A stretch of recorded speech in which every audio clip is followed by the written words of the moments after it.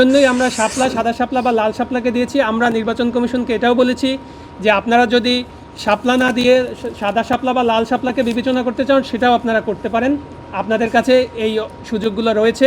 কিন্তু সেটা আলাপ আলোচনার মধ্যে হতে পারে, সেই আলোচনা করতে এনসিপি সবসময় প্রস্তুত রয়েছে। আমাদের মনে হয় না যে শুধুমাত্র প্রতীক ইস্যুতেই আসলে এতদিন আমরা আলোচনা করব। আমরা একটি রাজনৈতিক দল, আপনারা জানেন যে আমরাও বলেছি যে বিচার সংস্কার এবং উল্লেখযোগ্য গণপরিষদ নির্বাচন যদি হয় সেদিকে আমরা ধাবিত হব।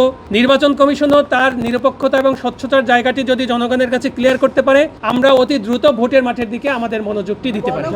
বসুন্ধরা টিস্যু, অশুদ্ধতার বিরুদ্ধে এক বিন্দুও ছাড় নয়।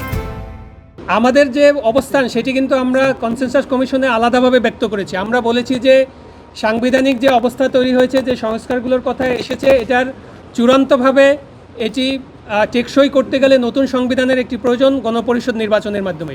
সেই অবস্থান থেকে সকল রাজনৈতিক দল মিলে তারা কিন্তু একটি সিদ্ধান্তের দিকে আসছেন। আমরা সেই সিদ্ধান্তকেও স্বাগত জানিয়েছি।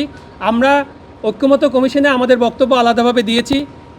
এখন ওইটা যে পর্যায়ে অগ্রগতি হয়েছে আমরা সেটা আশাবাদী যে এবং আমরা মনে করি যে এনসিপির প্রস্তাবগুলো সেখানে বিবেচিত হয়েছে এবং এনসিপির জনগণের জন্য যে সংস্কারগুলো প্রয়োজন সেগুলোর জন্য এনসিপি খুব জোরালো ভূমিকা ঐক্যমত্য কমিশনে রাখতে পেরেছে।